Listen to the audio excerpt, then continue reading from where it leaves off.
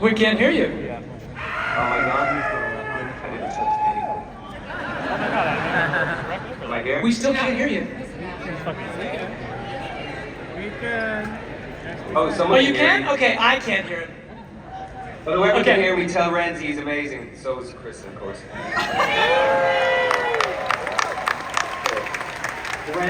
Renzi at the start of his journey as an actor, and this was such a huge undertaking for Renzi. It really was, and he was just, and Chris was extraordinary as well. She's like me, has been around the block a couple of times, not as many times as I have.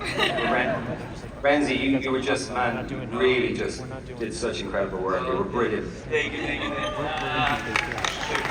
Yeah, squirm. We got trailers, we got cast members, we're gonna do it all. Yes. I do have some good news. Beyond that trailer, you want a release date? You want to know when you're going to be able to see this? September 19th, mark your calendars. The Penguin. Warren, I'm going to ask you now, obviously as the showrunner of this, you inherit this amazing world that Matt puts on screen. You inherit this amazing lineage in the comics. What were your creative touchstones? What was your inspiration for this limited series? It's so official now. Well, it was really exciting to get to be one of the first people to see parts of the Batman early on, and I was talking to Matt backstage about how we were still in COVID, so I had a mask and I went to Warner Brothers and I sat by myself. It was the first time I was in a theater, but I was by myself watching it and getting to see what Colin was doing, and it was pretty incredible.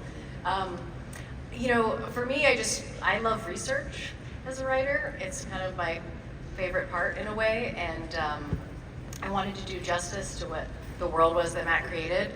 And I thought Oz was this wild man, charming, problematic, interesting, weird, dark soul that I wanted to dig into. And so for me, I have to come at something from a personal place of try to figure out how I can put myself in it. Even though I hope we don't have a lot in common. And so I actually mirrored him in my mind off this man, Buddy Cianci. I went to college in Providence, Rhode Island, and he was the mayor there for 21 years, like longest serving mayor, I think, still in the United States. And super corrupt, just was in with the mob, but like really charming. And people loved him, and he lined his own pockets, but he also helped people, and he helped the community. And that to me felt like the root of who Oz is. And that for me helped me find what he wanted, which is to be loved and revered by the masses, but by more than anyone, by his mother. And then I thought about what his greatest fears might be, and thought that his greatest fear might be that love is transactional, and yet every decision he makes is based on that concept. He can't help it. And that kind of unlocked a lot of things for me, and then I started to think about the greater world. You know, his voice was an important aspect to me, and I wanted to make sure, I mean, when Colin comes into the movie, it's just, there's a spark that happens, and he just made me laugh instantly, and his comedic timing is so exceptional. I mean, obviously, Colin, you're very talented, you know. But his come on. But his comedy chops are really great, and I wanted to embrace that. And I think it was very important for me that you warmed to him in the beginning. And it's easy to do with what Colin was already doing. So yeah, and then I just wanted to expand the world, and I thought about the people that he would be in the world with, and I thought about the kid I named Victor. I mean, Renzi's a grown man, but he's a kid, sort of, in the show. And then I thought about Sophia Falcone, and I thought she should be in this show, but a different interpretation of her, so you guys got a glimpse in the trailer that she's not the Sophia Falcone you might be used to in the comics. And then Kristen brought her to life in this really exceptional way, and our entire cast is so incredible. So it's been a really great honor. It's been really very exciting. I'm excited for you guys to see the show. So,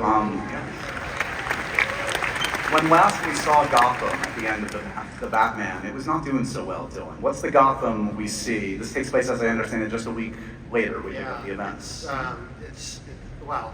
I'm gonna do, just because Matt talked so long, I'm gonna do a version of, no, sorry. What? I'm picking on you. It's a roundabout way.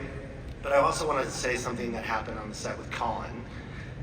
The great pleasure of making a Batman movie with Warner Brothers, which is the storied legacy studio, and DC, of course, is that they also have HBO and Max, which is the best premium television in the business. So while we're focused on doing the epic crime saga that features our Batman character in the movies, we have this opportunity to do great work with great people that are other characters that build our world out. And we can get people like Colin to work there because HBO is just unbelievably great. So at one point on set, Colin did say to me, he doesn't know all the machinations behind the thing, but he says to me he's a little bit pissed off because you only were in 4 scenes and we cut one of them. So he said, I like this character, I'd be willing to do more. And I have some thoughts. And so that was great because, as you knew, we loved you too, and we wanted to see more of you. So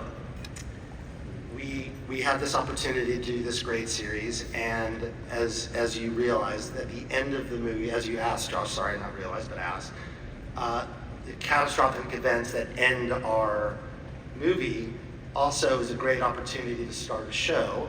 Not just the physical decline of the place, but the morally corrupt and morally complicated characters that exist in this world, and headlined by, of course, Oz and Colin, but also these guys. And there's also Michael Zegan and Michael Kelly. There's a lot, and Didi's not here. We Oh wish my we had God, the entire Didi in this cast. show. We have a great group of actors that play these amazing characters. And because we have HBO and all these great characters, we can actually, and Matt did such a beautiful job making this movie,